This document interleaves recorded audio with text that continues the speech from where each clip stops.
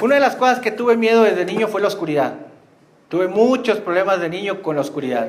Por muchos años le he contado a los adolescentes que yo tenía que dormir, si es que podía dormir, con esos foquitos. Ustedes se acuerdan que uno conectaba y luego era un foquito que nada más daba una zona, ¿no? Y tenía otra parte atrás para que no diera para un lado y solo para otro lado. Por muchos años yo tuve que dormir con esos foquitos conectados porque me daba miedo la oscuridad. Y mi papá, me acuerdo que me decía, ¿por qué te da miedo? Y yo le decía, no sé, es que cuando está oscuro me da miedo. ¿Pero a qué le tienes miedo? Me decía mi papá.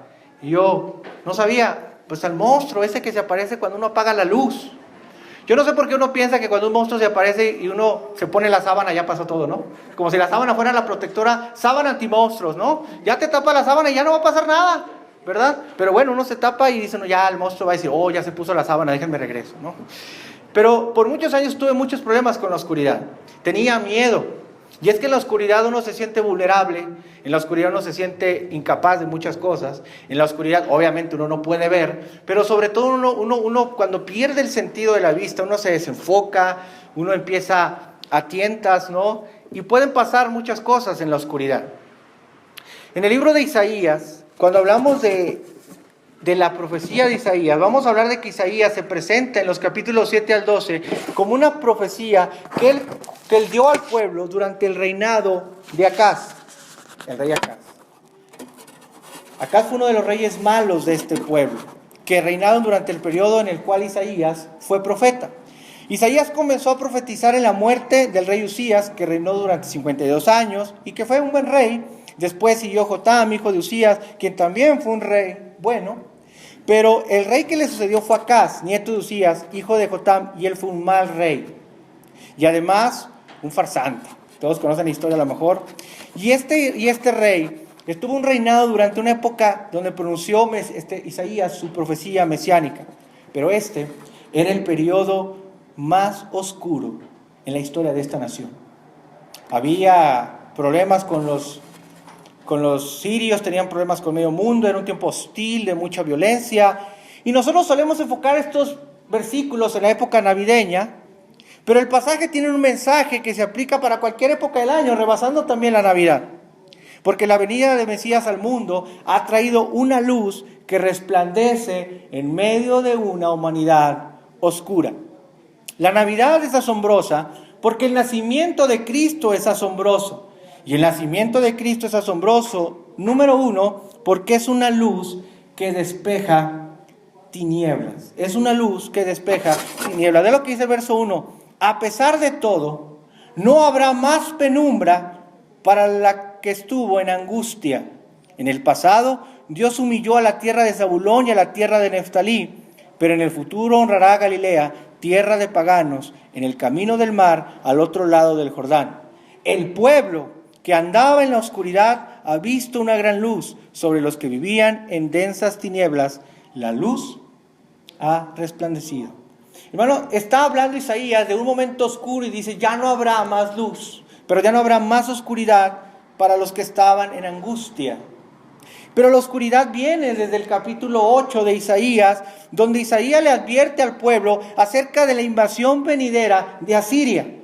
En el verso 22, si usted va al contexto del pasaje, usted se va a dar cuenta que hay una advertencia al pueblo sobre este asunto. Voy a tratar de leerlo aquí rápido.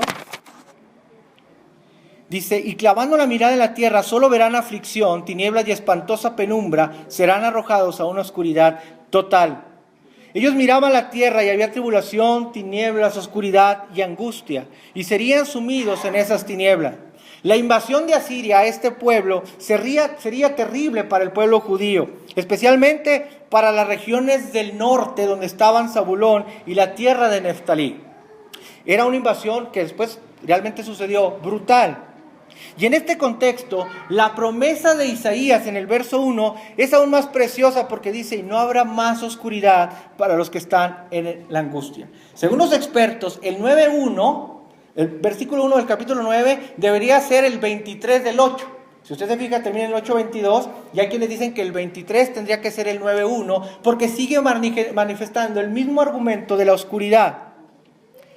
Pero la promesa es que esta tierra, alguna vez, vista como la tierra del Señor, tendría una bendición especial. Y es importante que Isaías profetiza que los momentos duros y de oscuridad vendrían para estas tierras de Zabulón y la tierra de Neftalí, porque también dice, pero para ellos vendrá luz de gloria, caminará entre ellos. Porque tiempo después en Mateo, nosotros vemos que Cristo, iniciando su ministerio, camina del mar al otro lado del Jordán, en estos lugares. Y usted puede ver en Mateo 4:12, cuando Jesús oyó que Juan estaba preso, volvió a Galilea, dejando Nazaret, fue a habitar en Capernaum, ciudad marítima de la región de Zabulón y de Neftalí, para que se cumpliera lo que dijo el profeta Isaías. Galilea de los gentiles. El pueblo que habitaba en tinieblas ahora vio gran luz. Y es que si usted va a la historia, las tribus del norte fueron las primeras en sufrir la invasión asiria, estas regiones.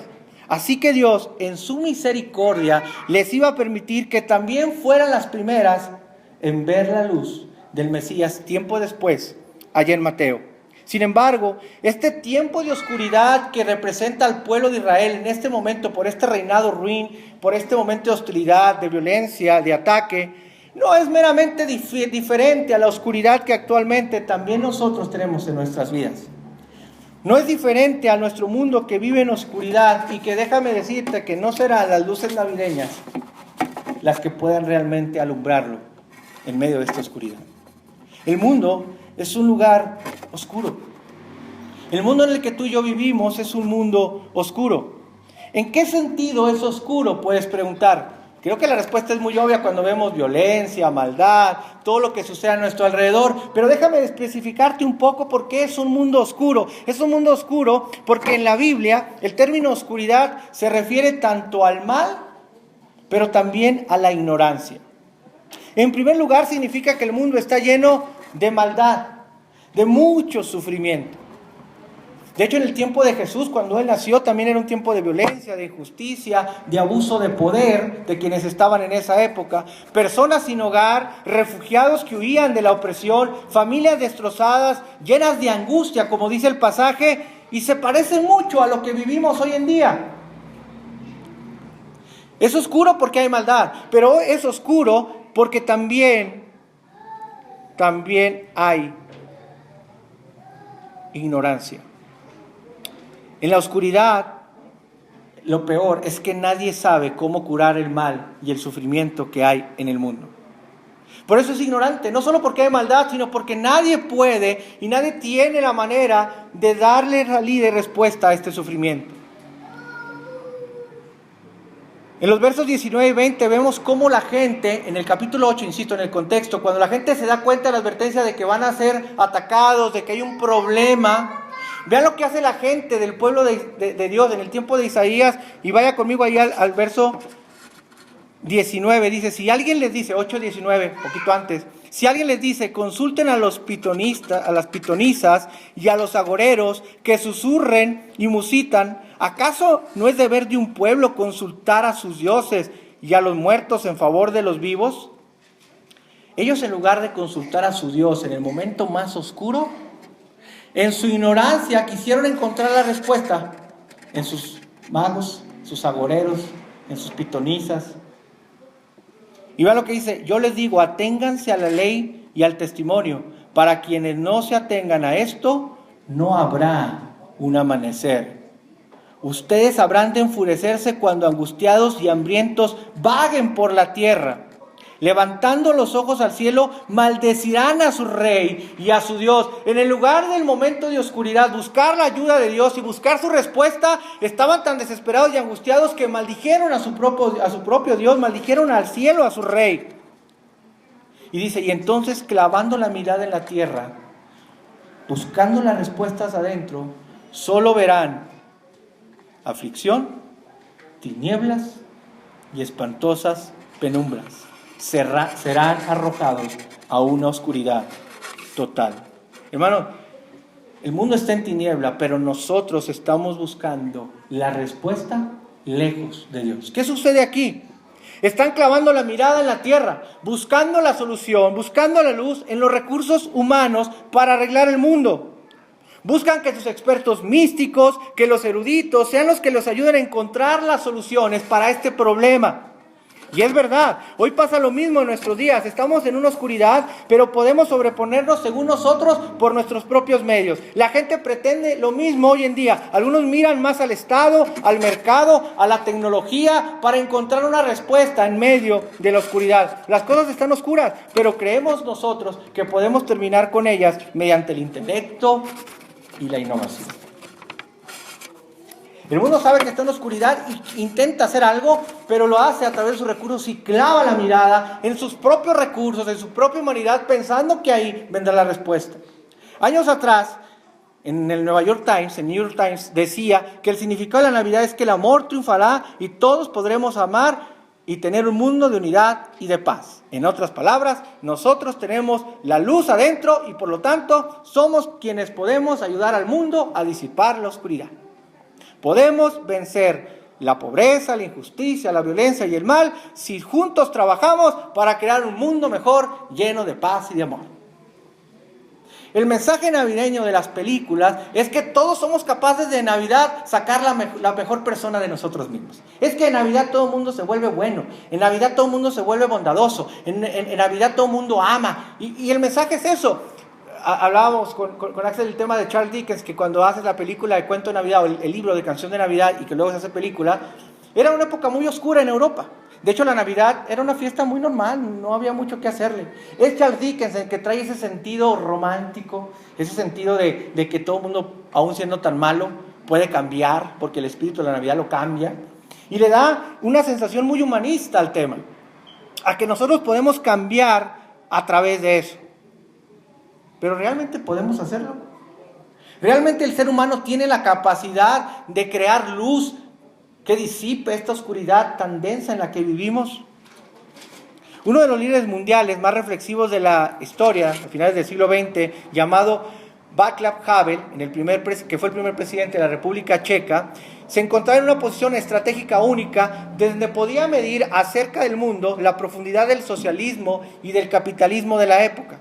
Y no era optimista nada cuando él hablaba de que no podíamos hacer nada por resolver los grandes problemas humanos. Sabía que la ciencia, que no está guiada por los principios morales de nada, no podía ayudarnos.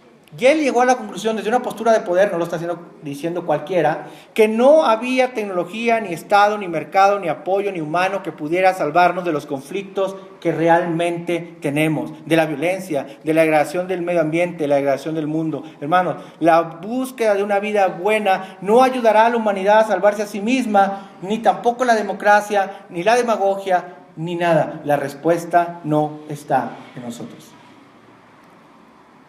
Se necesita una vuelta a Dios y una búsqueda de Él para realmente disipar esa oscuridad. La raza humana, cuando cree esto, escúchame, se olvida constantemente de que no es Dios. Nosotros nos olvidamos constantemente de que no somos Dios, de que no vamos a poder resolver el problema solos. La luz no está en nosotros, no está en nuestros recursos, no está en nuestros agoreros, por si acaso alguno anda por ahí, no está ahí, ni en Madame Sassou, nada. El mensaje de la Navidad no es que podemos armar un mundo de unidad y de paz, es lo totalmente opuesto. La humanidad no puede salvarse a sí misma. Y lo asombroso de la Navidad es el mensaje de entender que la humanidad no puede salvarse a sí misma y necesita de un Salvador. No hay sistema político ni ideología que puedan arreglar los problemas humanos, porque el querer arreglar nuestros propios problemas lo único que ha hecho es conducirnos a más oscuridad y a más oscuridad. Por lo tanto, la Navidad es la manera menos sentimental y menos realista de ver la vida. Nos dice, alégrense, si todos nos unimos, podemos hacer que este mundo sea un mundo mejor. Yo no tengo problema en que si todos nos unimos y hacemos cosas, pueden pasar cosas. Yo no lo niego, pero no está en nosotros la solución total y plena del asunto. La Biblia nunca aconseja que seamos indiferentes a las fuerzas de las tinieblas. No, al contrario, nos insta a resistirlas. Pero tampoco apoya ninguna ilusión de que podamos vencerlas con nosotros mismos. El cristianismo, escúchalo bien para que de una vez lo sepas, no está de acuerdo con los pensadores optimistas que dicen podremos hacer las cosas muy bien si nos esforzamos lo suficiente. No está de acuerdo con eso. Pero la Biblia y el cristianismo tampoco están de acuerdo con los negativos o la gente que es muy negativa y dice no podemos hacer nada y son muy pesimistas y todo se va a echar al carajo. El mensaje del cristianismo es, sí, las cosas están muy mal en nosotros. Para empezar por nuestro corazón, por nuestro orgullo, por nuestra mente. Están muy mal en el mundo y no podemos hacer nada por salvarnos a nosotros mismos. Pero hay esperanza. Hay una luz de esperanza en medio de esa luz. Y ese es el mensaje del Evangelio. Sí, las cosas están mal, pero hay gracia, hay esperanza. El mensaje de Navidad es luz. Pero lo más importante es que no dice que del mundo salió una luz, sino que al mundo vino una gran luz. Por eso cuando uno lee el pasaje, uno tiene que tener cuidado con esas palabras que no están ahí nomás de adorno. No salió la luz del mundo, vino al mundo. Vino desde afuera. Porque hay una luz afuera de este mundo y que Jesús ha traído para darnos salvación.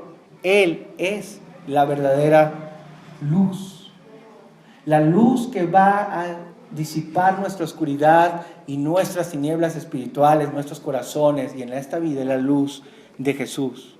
Cuando Isaías habla de la luz de Dios que ha resplandecido sobre un mundo en oscuridad, que hace pensar en la luz del sol como un símbolo, esa luz que nos trae vida, verdad y belleza.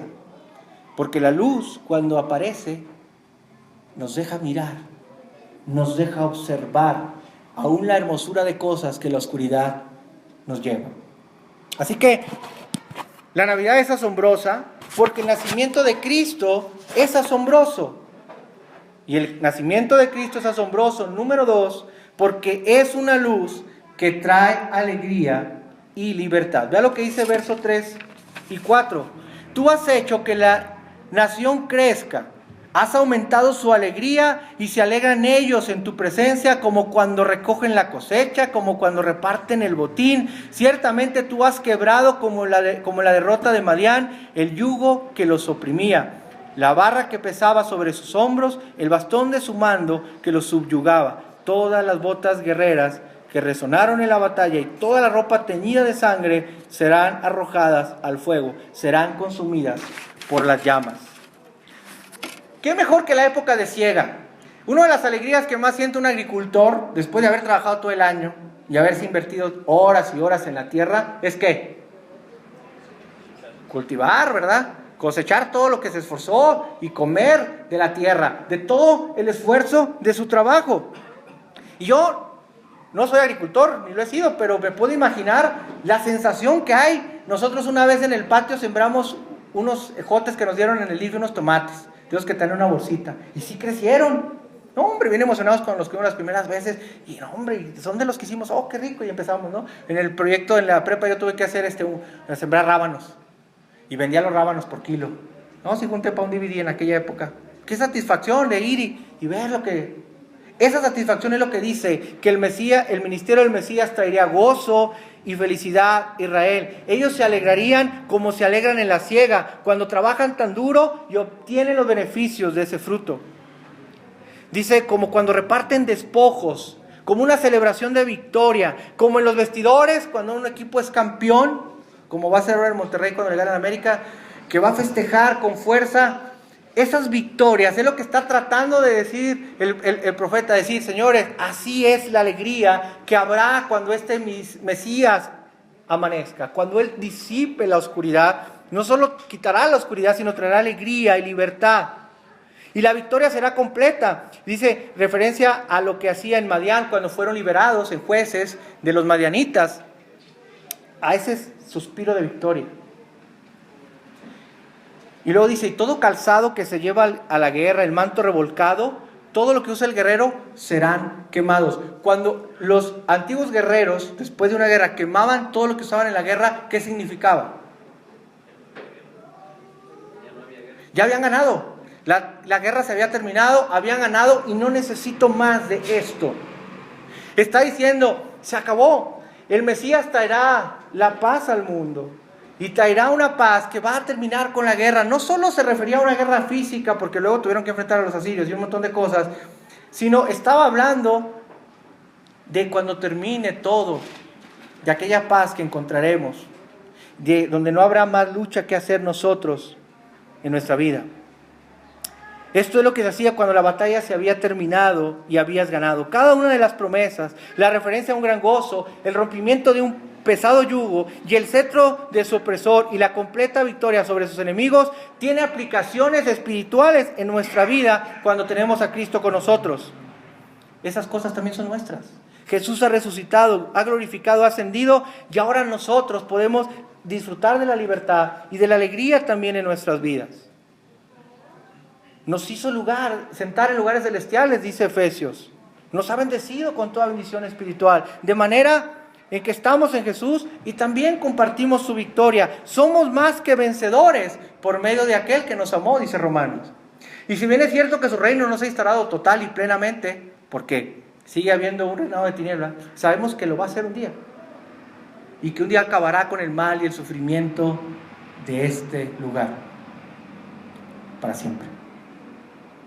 Así que la promesa mesiánica de Isaías para ese momento sigue siendo también esperanzadora para nosotros en este momento, porque ahora no solo a ellos les recordaba una venida de aquel inicio del ministerio que totalmente sería espiritual, en su reinado todavía no sería algo físico, pero sí en su corazón. A nosotros nos hace recordar su segunda venida, donde sí será completa y total la victoria y para siempre. Así que la Navidad es asombrosa porque el nacimiento de Cristo es asombroso, y el nacimiento de Cristo es asombroso porque es una luz que disipa la oscuridad, una luz que trae gozo, alegría, pero también número tres, es una luz que manifiesta poder.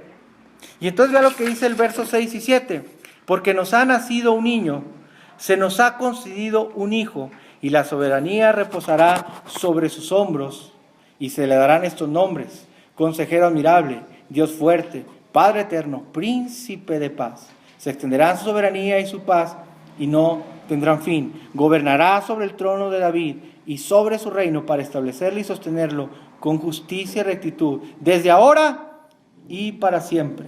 Esto lo llevará a cabo el celo del Señor Todopoderoso. Dice, porque un niño nos ha nacido.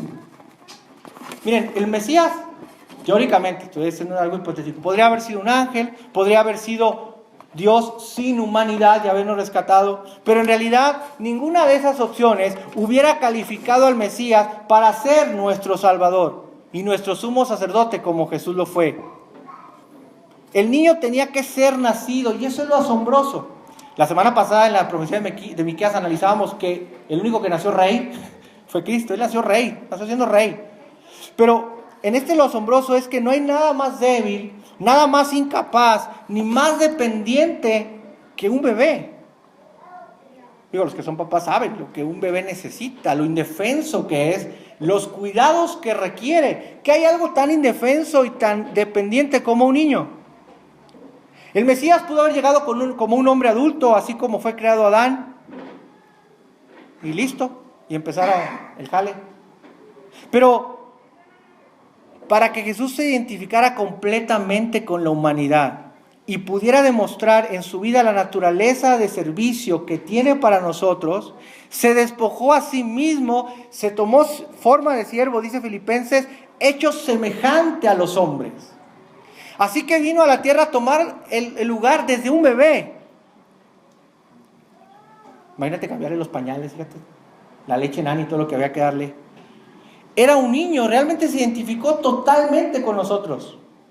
Dice, y se nos ha concedido, o hijo nos es dado, dice en otras versiones. ¿Qué verdad tan asombrosa? Porque nosotros, dice que el niño se nos es dado.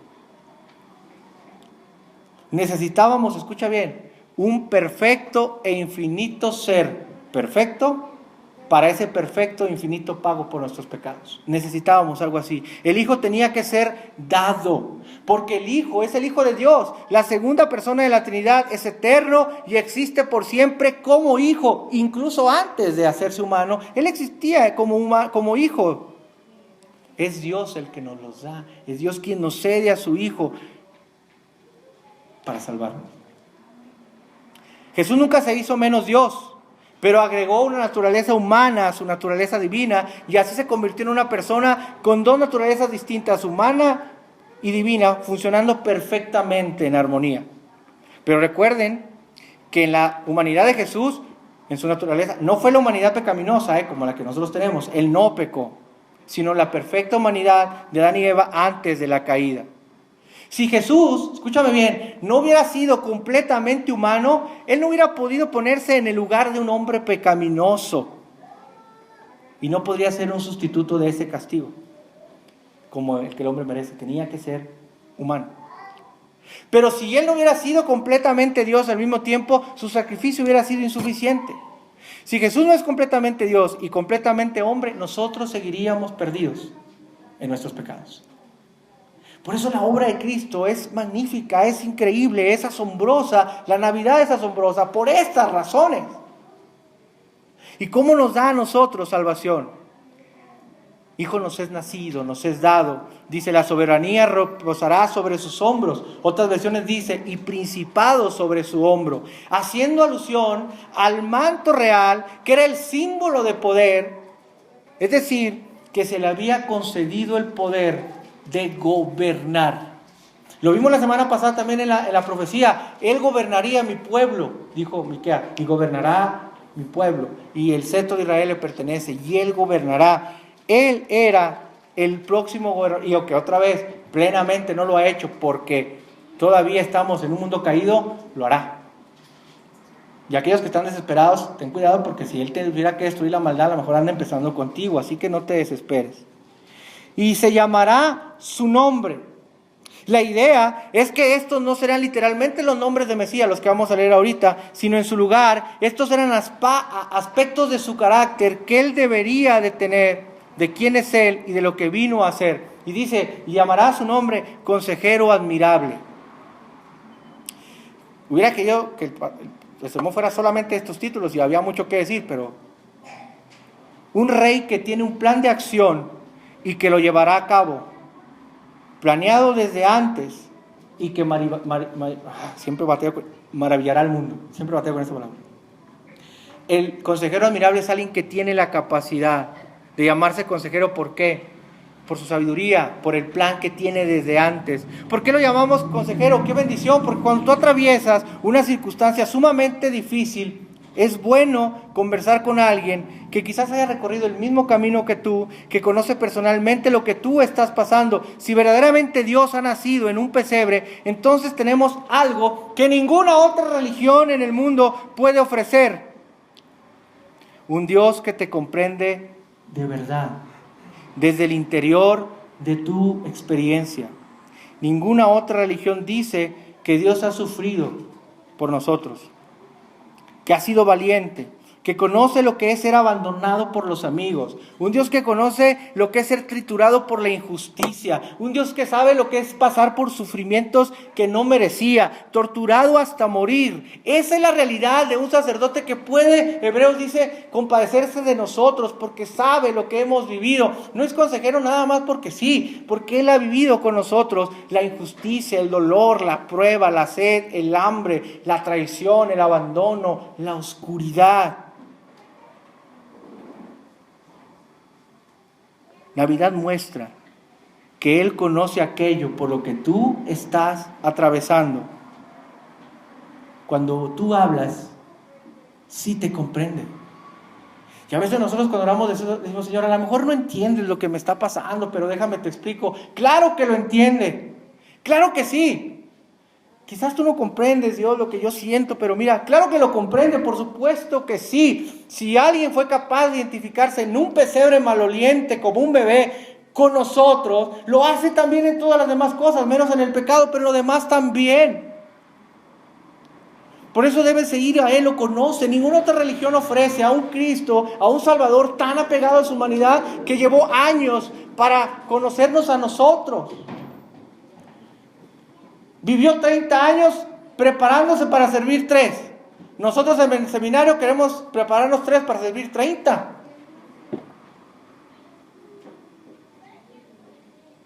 Pero Cristo se identifica con nosotros, por eso es consejero admirable, Dios fuerte, alguien que tiene poder divino como un guerrero, Padre eterno, que será un proveedor y protector permanente y compasivo, que siempre nos protege, que siempre tiene compasión. Ese es un Padre eterno, no momentáneo, no por un ratito, no cuando se le antoja, no cuando quiere ejercer paternidad. Permanente, eterno, para siempre, y un príncipe de paz. Su reinado será portador de integridad y bienestar para todos. Una paz, no como el mundo la da, no como el mundo la conoce, sino una paz que viene de Él y que sobrepasa ¿qué?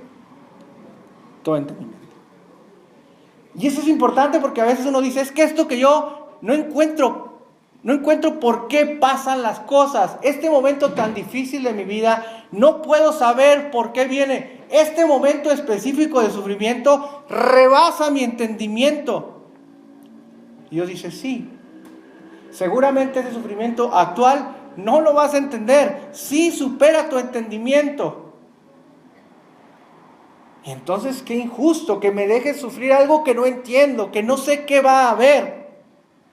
Pero Dios lo equilibra y dice, sí, probablemente no entiendes tu sufrimiento, pero la paz que yo doy también va a sobrepasar tu entendimiento.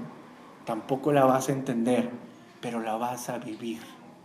No sé qué está pasando en mi vida, hermano, pero Dios me ha dado paz. No sé cómo terminen las cosas, pero la paz de Dios ha estado conmigo. Ese es Dios obrando. Esa es la luz del Salvador ahí, como el príncipe de paz en tu vida. Conclusión. La gloria del Mesías, lo dilatado de su imperio y la paz, dice el verso 7, no tendrán límite y serán para siempre. Escúchame bien lo que te voy a decir. Él gobernará toda la eternidad sobre el trono de David, como está en la promesa. Es el cumplimiento de ese gran pacto de Dios con David en 2 Samuel 7. Cuando andamos en tinieblas, debido a cualquier razón, podemos entonces pensar en este pasaje y recordar que Dios nos ofrece el camino de la luz. No habrá más oscuridad para aquellos que están en tinieblas, en angustia. Dios nos ofrece el camino de la luz, pero tenemos que tomar esa decisión de ese camino. Por eso la Navidad en vida es la luz del Mesías que trasciende la oscuridad. La luz del Mesías que trasciende la oscuridad. Navidad tiene que ver con recibir regalos en esta época, sí. Pero piensa en lo desafiante que puede ser recibir cierta clase de regalos, por la naturaleza del propio regalo. Algunos regalos haces que tengas que tragarte algunas cosas. Por ejemplo, cuando alguien te regala un libro de dietas, ¿qué dices tú? Pues, ¿de qué me vio? Muchas gracias. Oye, ¿me vio panzón o qué? ¿Por qué me regaló esto? Hay regalos que tenemos que aceptar admitiendo nuestras fallas y debilidades y reconocer que necesitamos ayuda. Tal vez en alguna ocasión tuviste un amigo que se enteró de que estabas en problemas financieros y se acercó a ti para ofrecerte un dinero y dices, oye, pues te puedo alivianar, ¿no? Para sacarte del aprieto. O algo que te dio en el orgullo, ¿por qué me regaló eso? Pues ¿qué pensará de mí? ¿De qué me vio cara? Y hay regalos que nos hacen eso, tragarnos el orgullo. Bueno, aceptar el regalo de Jesucristo en nuestras vidas es aprender a tratar de reconocer que necesitamos de nuestra vida. Hay que tragarnos el orgullo tan hondo para el sacrificio de Jesús. Navidad significa que estamos perdidos. El verdadero significado de la Navidad no son las luces, ni el cuento de Navidad de Charlie Dickens. Está bien, las películas son buenas. Hoy en la tarde iré al Bebeleche a ver algunas. Pero solo son eso, películas. Pero la Navidad realmente nos recuerda que estamos tan perdidos, que somos tan incapaces de salvarnos a nosotros mismos, que lo único que podía salvarnos era la muerte del Hijo de Dios. Esto quiere decir que no eres alguien que pueda recomponerse a sí mismo, llevarse una vida moral y buena por sí mismo. Necesitas aceptar el verdadero regalo de la Navidad y debes admitir que eres pecador. El regalo de Cristo va a confrontar tu orgullo, como que te hace falta bajar de peso. Tienes que decir, soy pecador. Necesitas ser salvo por gracia. Debes renunciar al control de tu vida. Y eso es descender más bajo de lo que cualquiera de nosotros quisiera desear descender. Sin embargo, la grandeza de Jesucristo no se ve en lo alto que Él subió, sino en las profundidades que tuvo que descender para amarnos. La grandeza de Cristo no son los lugares celestiales que ocupa, que siempre ha ocupado, sino lo profundo de su descenso para amarnos e identificarse con nosotros.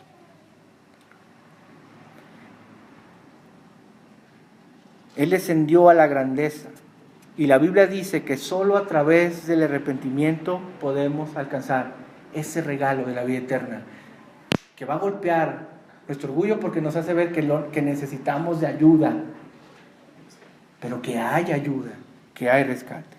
Termino. Cuando Jesús murió en la cruz, la tierra se cubrió de oscuridad, dice en Mateo 27. ¿Sabes por qué? Escúchame. Porque la luz del mundo descendió al mundo oscuro, para que los que habitamos en ese mundo oscuro seamos llevados a la preciosa luz de su presencia. Cuando Cristo nació, los cielos se iluminaron en aquella presencia angelical con los pastores de las vigilias. Pero cuando Él murió, se llenó de oscuridad. Para que en medio de la oscuridad de este mundo podamos degustar la luz de su presencia que un día tendremos con Él. Las promesas de la Navidad y lo asombroso que es la Navidad no puede disfrutarse si primero no aprendes a conocer que no puedes salvarte a ti mismo. No puedes reconocer la luz si primero no te sabes en tinieblas. Y hay algo que descanso mucho. Dice, y Juan no era la luz. Él vino a alumbrar al pueblo. Y lo tengo en mi oficina pegado porque cuando quiero pensar que yo tengo que transformar a alguien o cambiar esta iglesia o hacer de más, dice, Juan no era la luz. Él vino a anunciar la luz. Yo no soy la luz. Nadie aquí es la luz. Es Cristo. No claves tu rostro en el mundo. No claves tu mirada en tus recursos. Reconoce que eres incapaz de hacerlo. Y que la Navidad te recuerde lo incapaz que eres, lo incapaz que soy. Pero que hubo alguien capaz de salvarnos, aún de nuestra peor oscuridad. Esperamos que esta conferencia haya sido de tu agrado. Para mayor información o preguntas, escríbenos al correo alsantos.ac@gmail.com.